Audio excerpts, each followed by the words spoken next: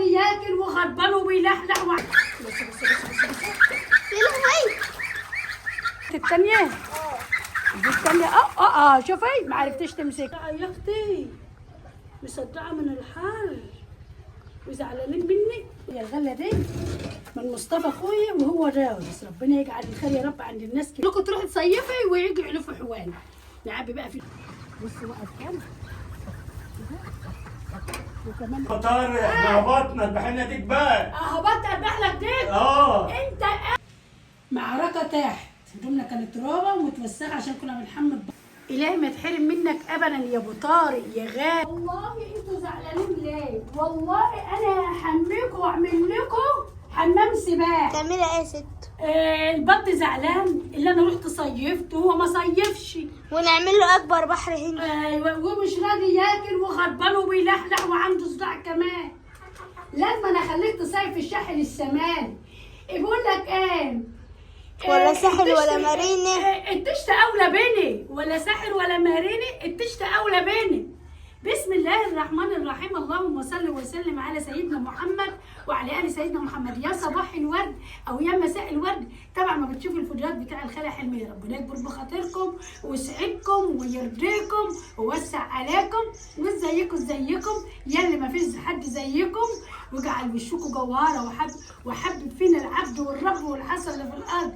وازيكم حط اللايك يا بنت انت وهي. البط بتاع الخالة حلمية زعلان مش عاوز ياكلها ولا هو راضي ياكل ولا هو راضي يشرب وغضبان وصايم عن الاكل يا جدعان.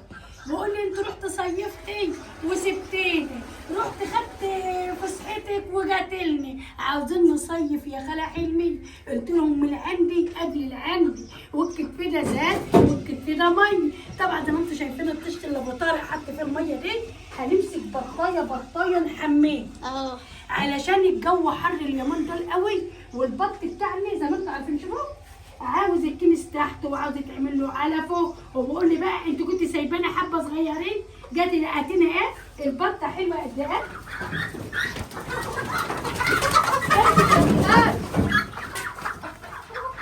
واللي ما بيربيش ما بياكلش يا بنت انت. انا خدت بطاي وطلعت بيها على البحر المتوسط وجدي مسك اتنين.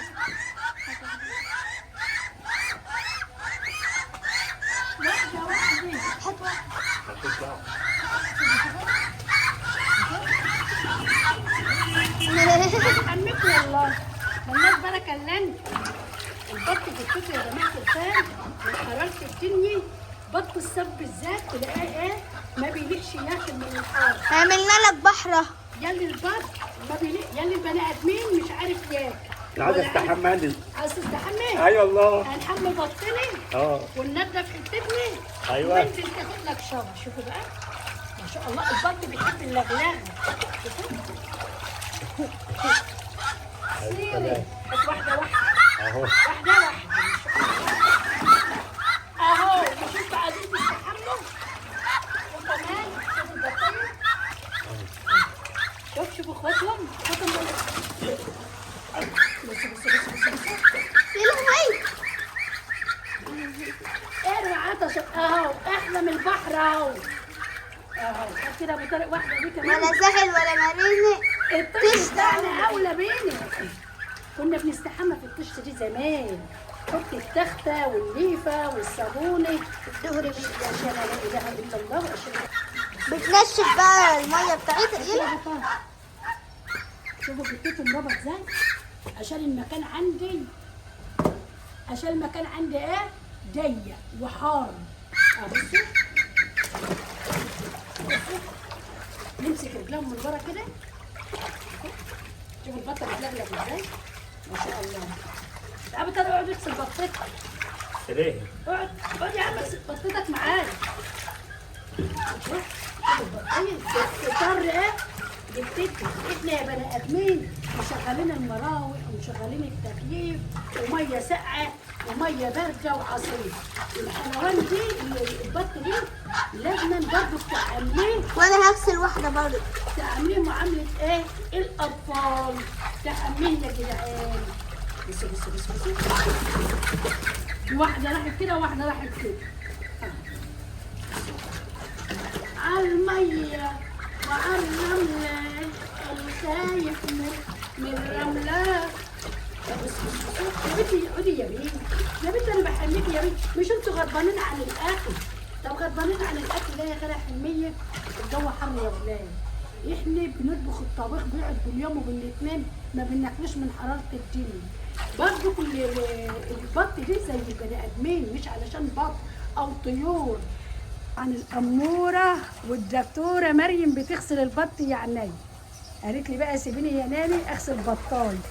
ابصوا قولي لهم حاجه يا مريم. وايه وبتعملي ايه؟ علشان ايه؟ عشان سخنة. طب بصي للكاميرا كده بوش، ايوه كده اغسلي كده التراب ده على ظهرك كده. اغسلي راسها بقى. شوف البط بنحميه بيجري يقف في الشمس بره. بصوا ما شاء الله تبارك الله كده ربنا هيجي. والله انت اما تضطر جبتة البطايه او الفراخ بصوا هينبك صباح. التانية دي التانية شوفي ما عرفتيش تمسكيه طلعت جارية. غرقتني. غرقتك؟ شوف البطه اللي يا اختي مصدعه من الحر وزعلانين مني ليه؟ طب هقول لك على حاجه ما تغضبيش. زعلانه ليه؟ صالح زعلانه ليه؟ قولي لي كده. زعلانه ان احنا صيفنا وسبناكم؟ طب ما احنا كنا موظفين خلوك قلوبنا معاكم. كانت بتاكلكم وبسطاكم. زعلانه؟ ما عدتش هروح اي مصيف الا ما اخدكم معايا. رايك يا بنتي انتوا بجي. طب يلا ما طفي النار اللي فيكي يا بنتي. زعلان؟ اهو بحملنا البط والبط طلع واقف في الشارع.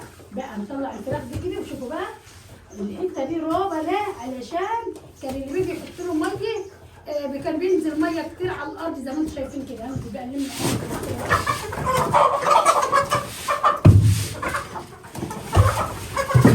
الغله دي من مصطفى اخويا وهو راوس. ربنا يجعل الخير يا رب عند الناس كلها. وطبعا احنا الفلاحين ما بنستغناش عن الغله ولا بنستغنى عن الخبيز الابابير العيش القمحي العيش الفلاحي.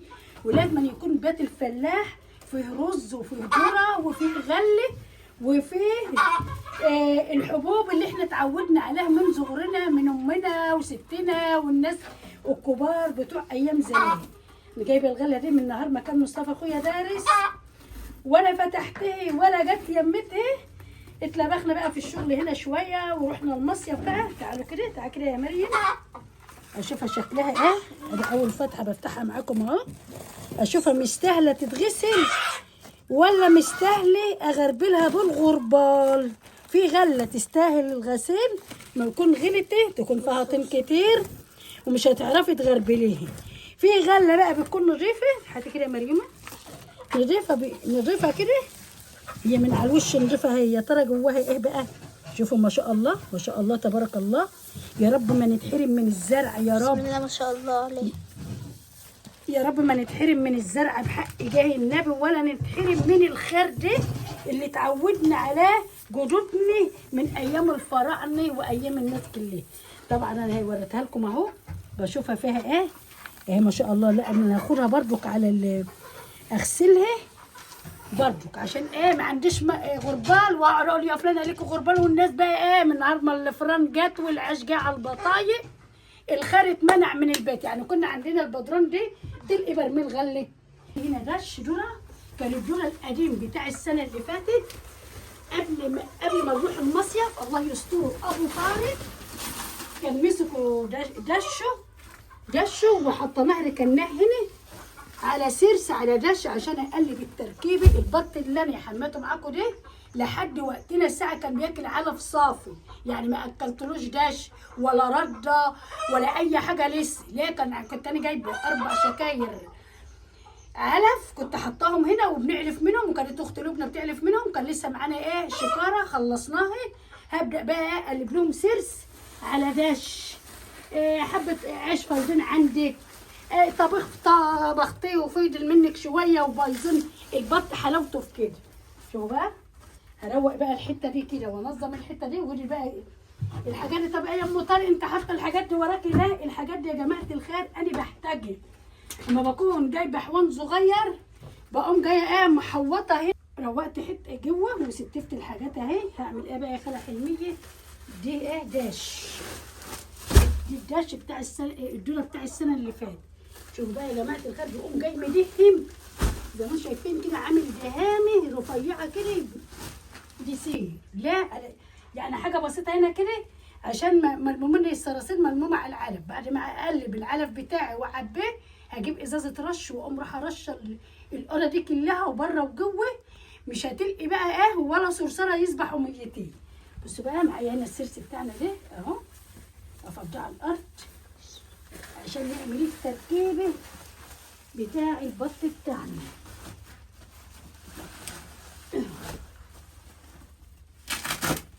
الشكاره دي زي اهي. وتجيبي بقى ايه؟ رده على سرس على دش. عندك عيش تكسريه، شكله عامل زي الرامي. ما هو دي سيرس، دي سيرس الرز اللي احنا بنبيضه. معايا هنا برضو واحده جارتي الله يسترها، كان عندها دقيق. شفت الغله اللي انا وريتها لكم دي؟ عندها دقيق كانت طحناها من الصفيه اللي فاتت. طبعا بيجي عليه الصفيه بيمرر ويجود، ما عندهاش حوان ولا عندها حاجه. قامت جايباها لي، قالت لي حطي لي الطيور بتاعك دول. قال لي بقى الدقيق اللي هو الفاسد اللي فيه دوده او فيه سوسه او اللي له ريحه بنقلبه لا للمواشي لا الايه لا للطيور بتاعه. دي قمح على دي ذره اللي احنا بنبقى نخبزه ده.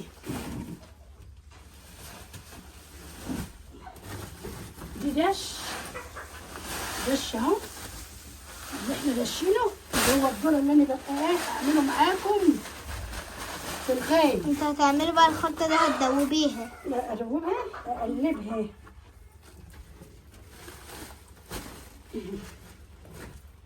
بصوا بقى، عندك عيش تكسريه بقى.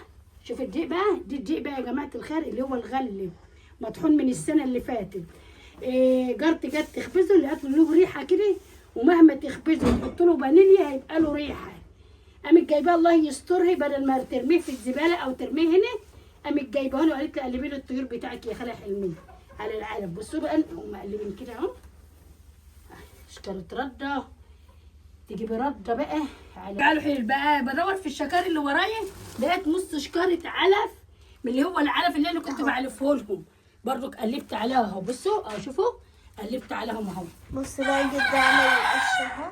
مسك البدرون برضك نضفه. احنا كنا في راس البر يا جماعه الخير، وطبعا اللي هيجي يعلف لك كتر الف خيرهم قوي، مش هيكنسوا لك ولا عملوا على قد ما يقدروا، مش هيبقى زي صاحبه البيت، بس كتر الف خيرهم اللي هم خلوكوا تروحوا تصيفي ويجوا يعلفوا حوالي. نعبي بقى في البرميل ده كده اهو، علف على دش على دي قمح على دي ذره على رده على الحاجات الحلوه اللي انا مقلباها لكم اهو. برضك دي بتعمل برضك المواشي يا جماعه الخير. التركيبه دي بتتعمل للمواشي اللي هي البهايم، بس بيحطوا عليها فول صويا وبيحطوا عليها حاجات تانية برضك مركزه. بيتحطوا بقى ايه على التبن، ما بيتحطش على حاجه خضراء، على العلف الناشف اهو. يبقى احنا عملنا ايه؟ العلف بتاع حيواننا. بدل ما يا بنت انزلي اعلفي، او يا حلميه انزلي اعلفي، او يا ابو طارق انزلي اعلفي، يجيب من الشكاره دي كده بقى ايه. عبانا البرميل بتاعنا اهو، التركيبه اللي احنا عملناها، الدش على العلف على السرس على الرده على الدقيق اللي جالنا من جارتنا، وهنا برضك شويه تانيين اهو اللي هم حاطينهم اهو. اما اجي اعلف بقى، اعلف من الشويه اللي في الشكاره دول الاول واسيب اللي في البرميل. وعندي برضك بقيه الدش اهو حطيته هنا اهو فوق بعضه، وده برضك دش على سرس، على ما اجيب لهم بقى ايه شكاره رده واجيب لهم تركيبه مره واقوم مقلباهم. بصوا بقى هوريكي بقى يا سنه اولى المطبخ. لقيت بقى صراصير في اوضه المعاش، تقوم جايبه بقى ديت فاضيه، بس انا لسه هجيب واحده. احنا دلوقتي الساعه 1 الظهر والناس مقفله ودكاكين مقفله. انا اوريكي. تقوم جايبه بقى واحده رشه دناكر اهو، وتقوم ماسكه رشه كده كده كده كده، وهناك كده كده اهو كده. شوفي اي صرصار هتلاقيه الصبح 100 جت، بس انا العصريه بقى على ما المحلات تفتح نمسك بقى ايه، نفلس بقى هنا كده ونروق كده اهو. الكنزه دي مش رمياه، الكنزه دي هطلعها في القدر اللي بره الفراخ تاكل بقى ايه العلف والدش اللي واقع فيه علف يا جماعه الخير، ده علف اهو ينقروا فيه وياكلوه اهو.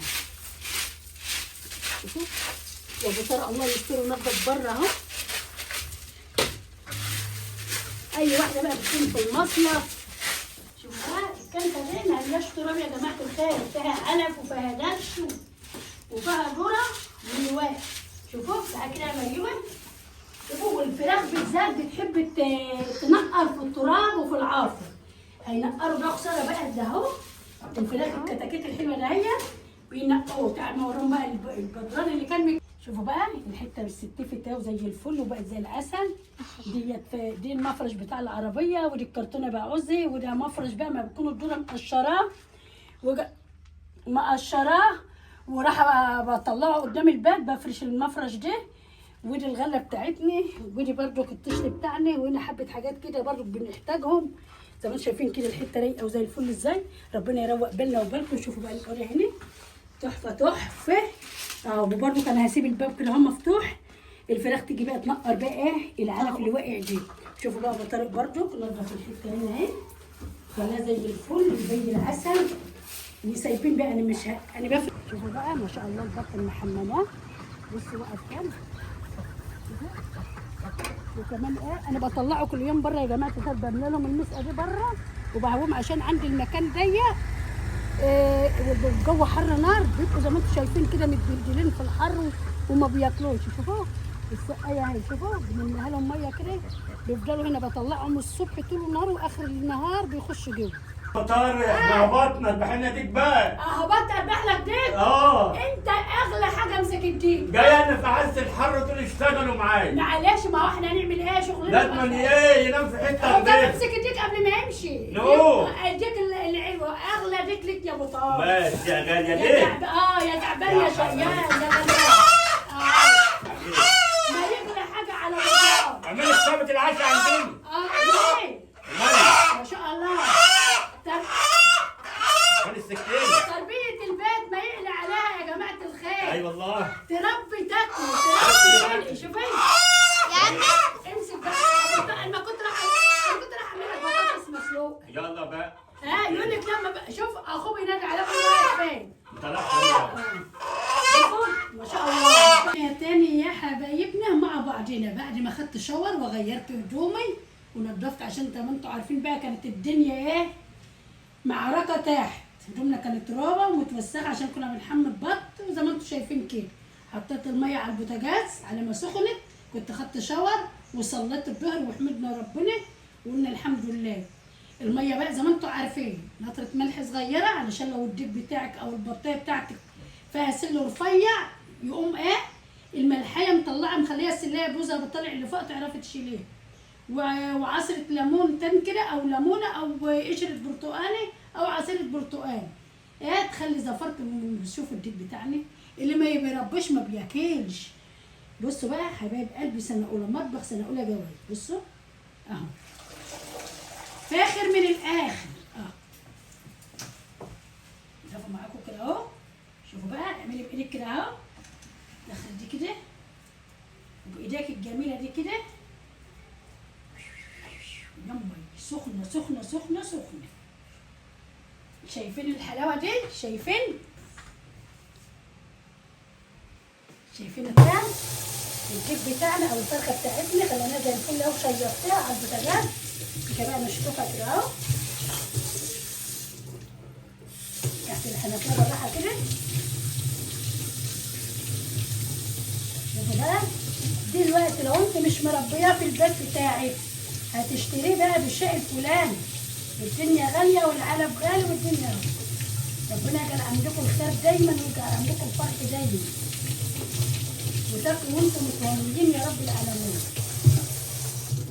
نمسك رجليها بقى من هنا كده ومن هنا كده المقص بتاعنا كده. انا ما برميش الرجلين، انا بحب رجلين الطيور. المقص كده اهو، واقلمها بقى كده، اشيل الضوافر بتاعتها دي.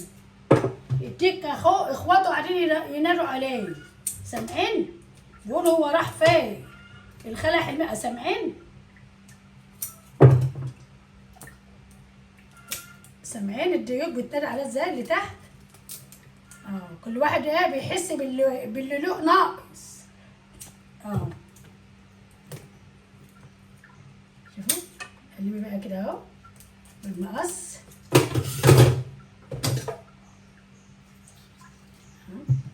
قوم جايه فاتحه من هنا كده عشان نطلع الحصوله بتاعتنا. حاجه سهله وبسيطه اهي. بصوا بقى،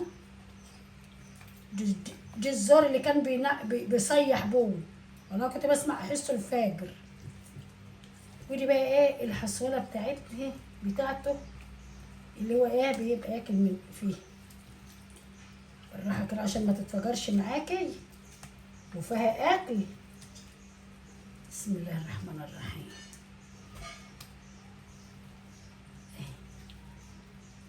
لازقه في الجلد.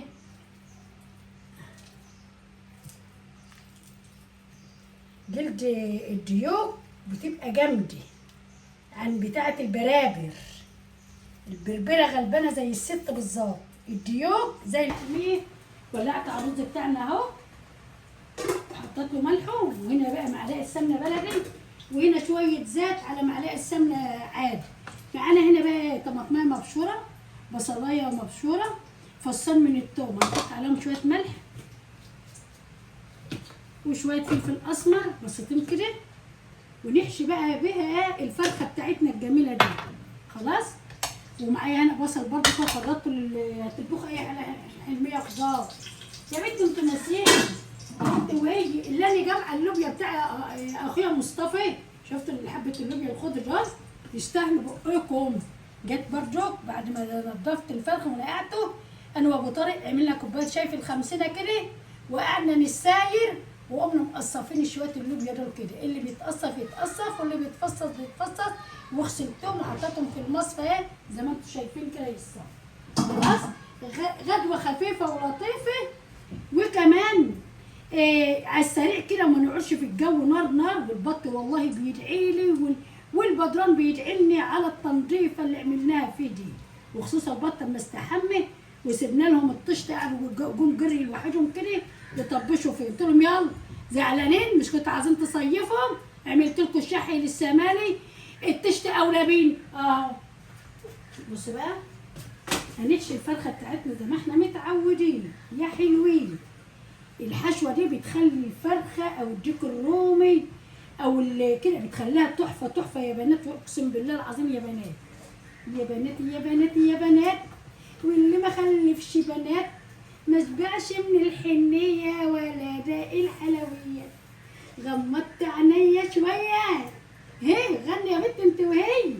لا ما تتحرموا من عيالكم ولا تتحرموا من حد ابدا عزيز عندكم. يا اخويا اتكتف مش عايز تتكتف ليه؟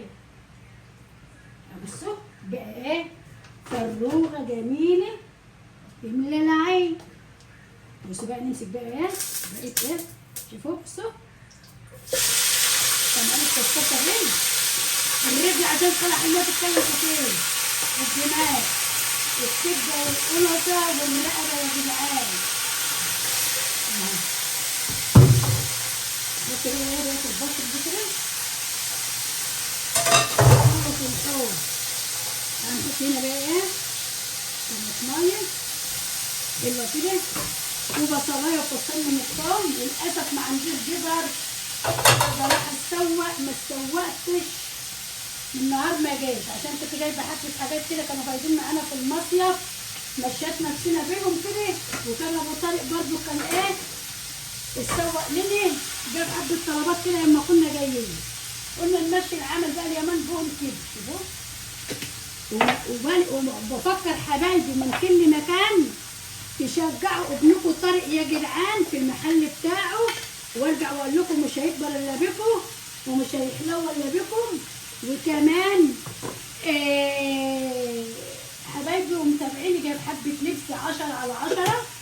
بتمنى من الله ولا يفتر على الله اخواتي وحبايبي ياخدوا ولادهم كده ويروحوا يتفرجوا على الحاجات الجميلة التحفة اللي طارق جايبها لبتوع تالتة ثانوي وأولى ثانوي واللي بتجهز لبنتها هدوم الفرح كده، يعني حاجات تحفة تحفة تحفة. حطيت ايه غلا حلوه مش عايزه ترغي معانا، حطيت شويه فلفل اسمر، حطيت مستكه وحبهان، وحطينا الحوايج بتاعتها. نسيبها بقى تتشوح شويه كده وبعدين ننزل عليها بميه سخنه بقى. معانا هنا بقى ولعنا الفرخه بتتشوح اهو على الديك اهو. معانا هنا البصليه بتاعتنا، بصوا شايفين متقرحتش قوي عشان كنت موطيه البوتاجاز، مش مشكله. في الوقت ده هنعمل ايه؟ هنعمل ايه يا بنت انت وهي؟ نحط نطره سكر عشان احط الطماطم، ونحط كمان حبه بابريكا عشان تحمر لنا الطماطم. خلاص بس حاجات شعراوي. طيب اللوبيا بتاعتنا انا ولا بحط لها طعم ولا بحط لها اي حاجه من البهارات ازيد من شويه الفلفل الاسمر. وعندك مرقه احط لها، ما عندكيش استنى اما الشوربه بتاعت الديك او بتاعت اللحمه بتاعتك تطلع وتعمل شوربه مركزه ومراحه مزوداها بالشوربه، يبقى انت حطيت لها ملح. وانا للاسف عاوزه راح اسوق تسويقه عميقه للمطبخ وللثلاجه. عاوزه حبه بهارات وعاوزه حبه حاجات في المطبخ، وعايزين نسوي حلو. ربنا يجعلها يا رب مصرف سعيد عليكم وعلى عيالكم وعيالنا وعيال أمة العالم أجمعين يا أحلى إخوات. وارجع وأفكركم بابنكم طارق. روحي والله هتندموا وهتشوفي اللبس على الناس جايبين اللبس ده منين يا جدعان. هيقولوا لك من عند الشطورة اللهلوبة سنة أولى مطبخ سنة أولى جواز. خلاص الرز بتاعنا أهو ما شاء الله. إلهي ما تحرم منك أبدا يا أبو طارق يا غالي. شوفوا الشطف. وعلى ما جهزت الطبيخ راح جاب لنا التمون الشهر. ادي ازازة خل وادي ازازة زيت ما شاء الله تبارك الله. وادي ازازة وادي اتنين اهمت. الاتنين ده هم وده هي ده بتوع الشهر. والازازة ده هي فرق التموين اللي الناحيه دي، والازازه الخل دي برضو فرق العين. لو انا اتقسمت انا وابو طارق وشكلت انا وطارق وابو طارق وكل واحد اتقسم ياخد ازازه زيته وياخد الكيلو السكر بتاعه، فاهميني؟ تعال نشوف ده بسكر ايه. وريك السكر وريك السكر ولا الكيس التاني. يعني طارق اما يتجوز ان شاء الله يعمل له بطاقه يبقى ده الكيلو بتاعه. ودي سوق لو اشكلت انا وهو واتقسم مني وخد تمونه يبقى ده التمون بتاعه. وحلميه تمونها هناك اهو، الكيس اللي هناك اهو. بصوا بقى دي التمون يا جماعه الخير بتاع الشهر. الازازه الواحده دي والخل دي جاي فرق العين. كل شهر وانتم طيبين. تعالوا بقى نشوف الاكل بتاعنا كده نعمل ايه. شوفوا اللوبيا وتسبيكتها، شوفوا ما شاء الله. شوفوا اللون والجمال. شوفوا الفرخه ما شاء الله. شوفوا نوطي شويه كده عشان انا ما بحبش الاكل يبقى عالي عليه قوي، يستوى براحته يسبك لوحده. اما الشوربه بتاعتنا تاخد كمان غلوتين كده وتبقى احلى اخواتي واحلى امهاتي واحلى الناس الحلوه كلها. ايه الروايه الحلوه ده يا جماعه؟ وحبه شوربه بقى فرخ البلدي. لسه قايم من النوم يا جماعه، بس ما تقولوش طارق قايم من النوم لسه متاخر. لا طارق طول الليل يعني شايف كحرطه. كنت جايب كوليكشن جديد وكنت بقى بهندله في المكان وكده. فاتمنى من كل اخواتي يجوا يعدوا عليا. يعني عايز اقول لكم احنا عاملين عظمه يا جماعه، وان شاء الله عظمة. طول العمر هنعمل مع بعض عظمات. احنا لسه بادئين فاحنا لسه مستمرين ان شاء الله. واحنا هنكبر فانا باذن الله اوعدكم ان شاء الله ان احنا باذن الله لا فعلا نخفيها. صح ام طارق؟ احنا فيها في الخير دايما، طبعا. الفرق دايما. ما احنا لو مش فيها هنخفيها. ايوه نخفي السوق. انا السوق ايه يا ست؟ احنا ربنا يرزق العالم الوحوش، كله. احنا الوحوش، احنا كل حاجه حلوه. حبة اول مرة طارق احنا يتغدى الوحوش عشان معانا. جمهوريتنا معانا، غير كده ما فيش. ايوه اول مرة طارق يتغدى، ما بيتغداش الا نص الليل. ايوه ربنا ما بيشوفش الغدا ده الا بالليل يا جماعه. ما انا قلت يا بنت قومي روقي عليه قبل ما يمشي. يعني ما بيشوفوش هو طازه. ها بيشوفه هو بارد. اخيرا وصلت للفرخه والمطبخ بتاع امي. ليه؟ لوبيا الخضراء ايوه يا لوبي. جمعها من ارض خالك مصطفى. ايوه بقى. شوف الخير على احلى لوبيا يا الفلاحين. جماعه. احلى لوبيا يا لوبي. لوبيا فجلي يا لوبي. بصوا اللون والجمال يا جدعان. ام طارق بتعمل عظمه يا جدعان. بصوا اوعى ايدك كده. تعملي سلطه ما تعمليش سلطه، المهم ايه الاكله دي تتاكل الوقت يلا الصبح. شايف عليك الفيديو. وشفت الفرخه، شوفوا الفرخه الديك بتاعنا ما شاء الله مستووا زي الفل اهو. لو الفيديو بتاعنا عجبكم واحنا عند حسن ظنكم، اتمنى من الله ولا يكتر على الله، ثواني ماشي. اتمنى من الله ولا يكتر على الله تدعمونا بحبكم، تدعمونا بكلامكم الحلو، ومالكوش بركه الا ابنكم طارق الغالي مش بركه الا الخلع حلميه ولا ربنا معانا. طارق المحل بتاعكم مش هيكبر الا بيكم برضك. طبعا عايز اعرف المحل يا جماعه، المنصوره شارع الجلاء متفرع بشارع النصر اللي قبل البغل على طول، اولها محل بهاء مكي. انا في الشارع ده محل تي ان فاشو. وانتوا اللي هتكبروني وانتوا اللي هتعلوني واقول لكم روحوا اياك الجبر بخاطركم ويسعدكم ويرضيكم ويوسع عليكم. طارق هيتغدى معانا يا جدعان، حط لايكات يا بنت انت وين؟ كانت عينيا طارق هيتغدى مع الخاله حلميه. سلام ختام.